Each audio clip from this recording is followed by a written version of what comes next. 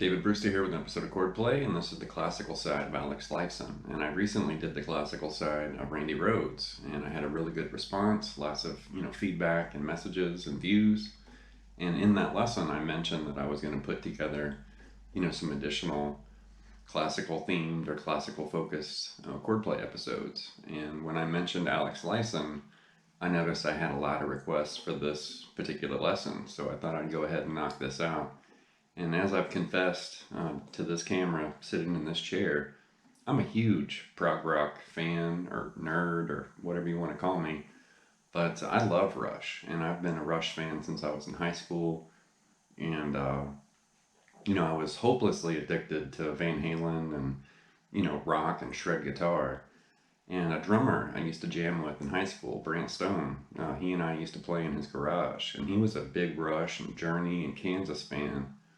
And I was just obsessed with Eddie and, Randy Rhoads and some different players. I got into Malmsteen. And he and I just kind of fed off each other where, the Journey and Kansas and Rush kind of rubbed off on me. And I ended up becoming, a big Rush fan. And I also like Kansas and, of course, Journey too. But this is going to be an interesting episode because we're going to focus on Rush's kind of prog-heavy era, through the 70s and into the early 80s. And it's unfortunate because when the keyboards in Rush kind of took over, there was less and less nylon string and acoustic. It seemed like the keyboards kind of replaced Alex, and his acoustic side. So we're going to look at some early, kind of, 70s Rush and early 80s Rush. But there's a lot in this episode, just kind of helping you unlock some of these kind of classically influenced sounds.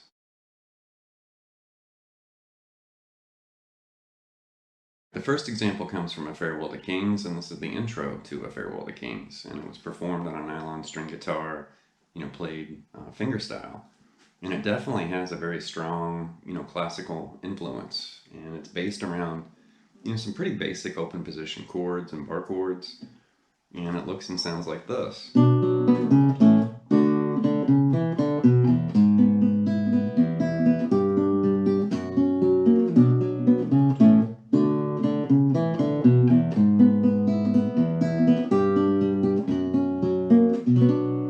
like that. And you can see we're starting with that B minor bar chord.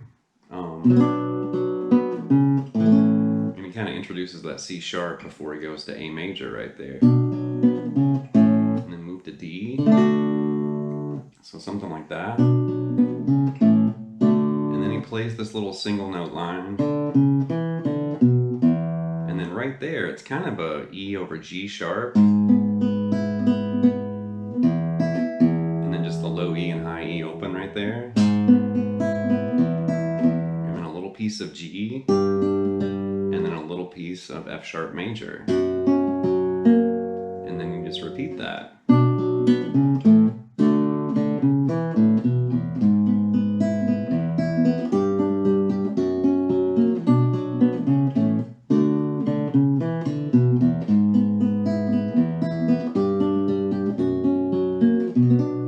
It's really interesting too to see, those basic chords in action and arranged in a very, unique and inspiring way too, because it's just unusual to hear that progression.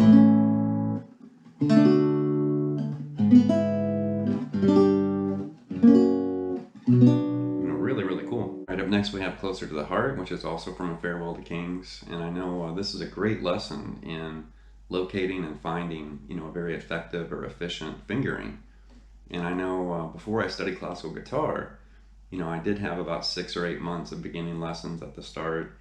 And then I was on my own. I was kind of self-teaching, or self-taught, learning out of magazines, learning by ear and things like that. So my style became a little bit erratic before I studied classical guitar. And of course I learned how to read music, and I learned, basic fingerstyle technique and a lot of etudes and pieces and exercises. But one thing that studying classical guitar really helped me understand is how important a fingering on the fretboard actually is. And there's certain things that you can kind of teach yourself that may not be the most efficient or effective way to play something. And this is a good example of locating a fingering and kind of locking into it, like this.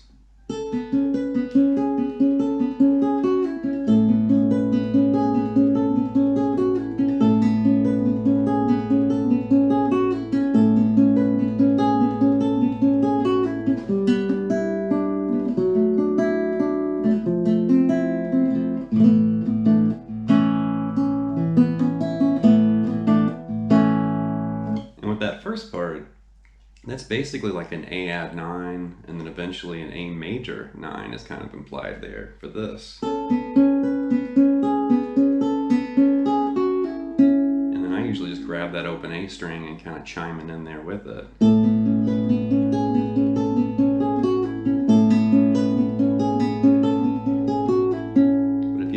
I'm really not moving my hand. You know, there's certain fretted notes that just kind of lock in. You know, like that C sharp right there on the 6th fret on the G string. That's pretty much just going to stay put. And then, you know, my index, middle, and pinky finger are grabbing that G sharp, A, and B up on the high E string.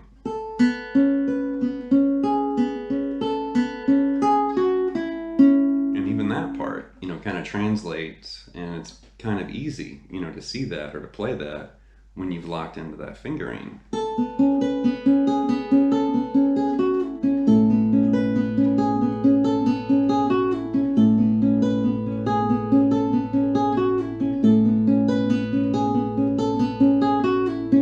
then it's going to move down basically to this. That's a G6. And then right here, that's a D sus2 over F sharp. And then an F major 7. A sus2, A sus4, A major. You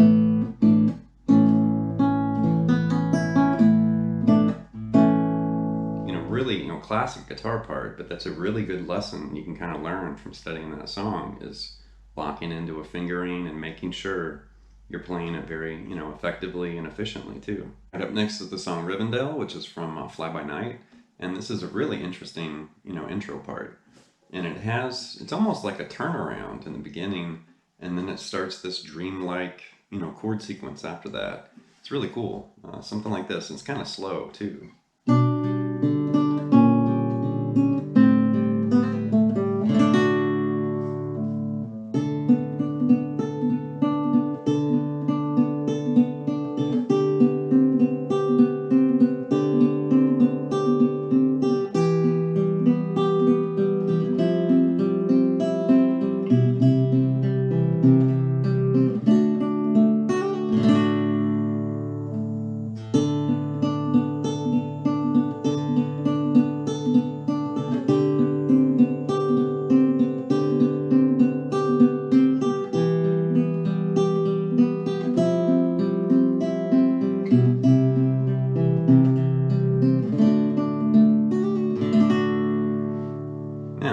Start with this. It's kind of a G over B, and then it's going to move down a G minor sharp 11 over B flat, which is really odd.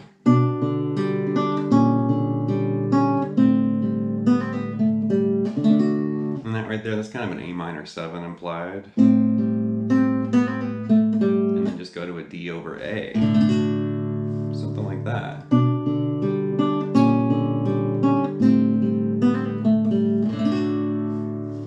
It's going to start this pattern, so that's a D6 right here.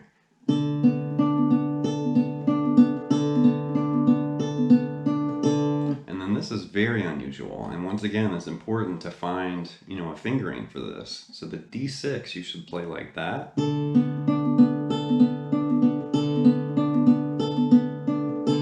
then right there it's going to move to a G add 11 over D. And the best way to finger that, you know, there's the D6, and then when you move to this, you're going to basically keep that index and third on the B and the high E string while you kind of sneak that pinky finger over and grab that B note right there. And then right there, and then right there's E minor. There, that's an F major 7 sus2, and then just move into C major right there, back to D, and he kind of flirts with that sus4 right there. So one more time, this part's really interesting too, to kind of work out the fingering and kind of find, you know, a way to make that work.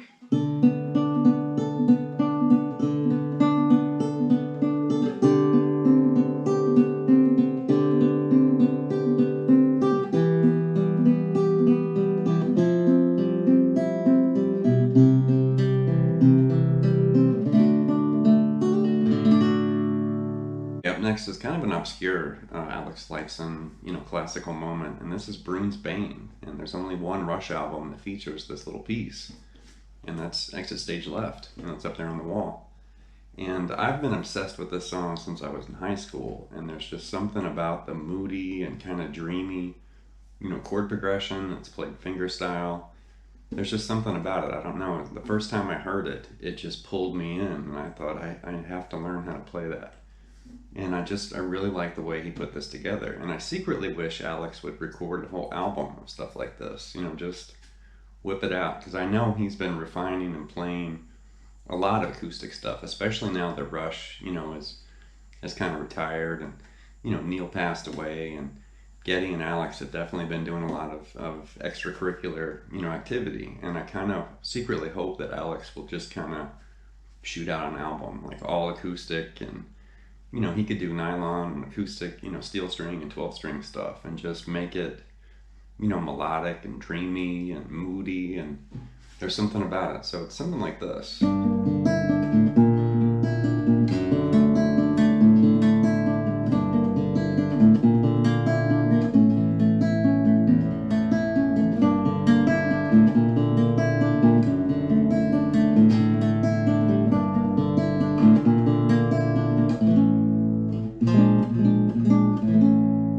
That's just a little piece of it.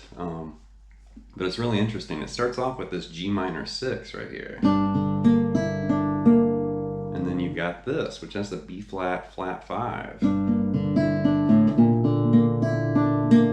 then you're going to move over to this, and that's an F sharp minor 7 sharp 5. So you're moving from here to here to there. And then it's basically a D sus2 over A. The way he plays through that,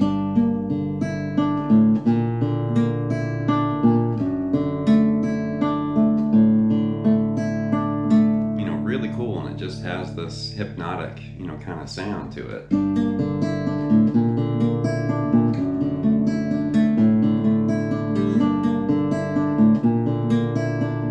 the second time through, just go to A. It's A major and then A over E, technically the second time.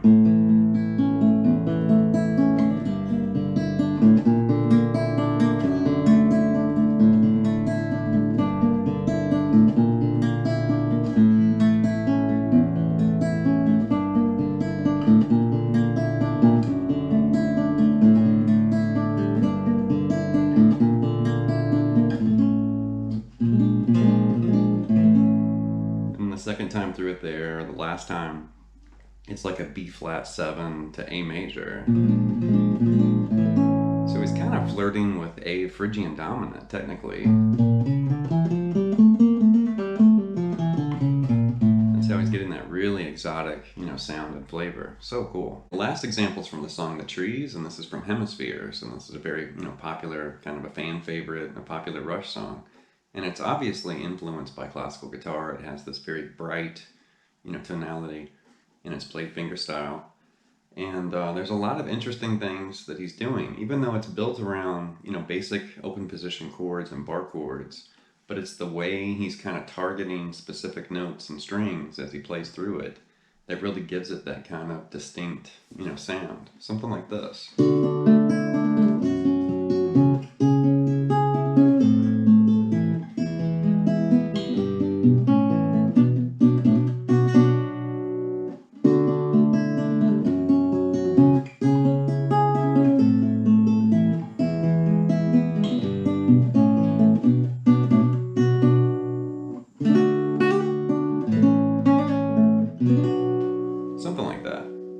See, we're basically flirting with D major and D sus2 right there in the beginning. And then it's F sharp major, but he's playing it in a very unusual way.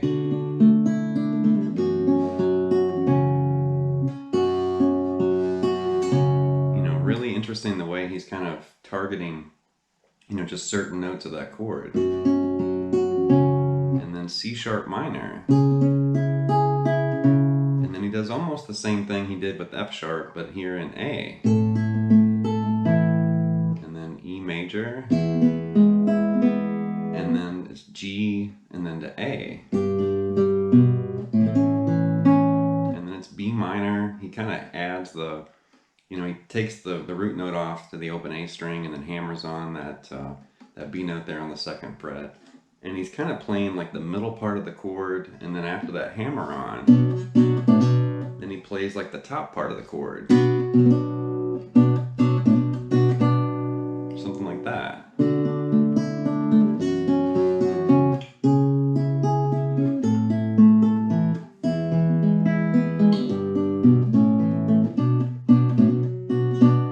Really interesting the way he's kind of picking those chords apart and, just playing, certain pieces or fragments of each chord.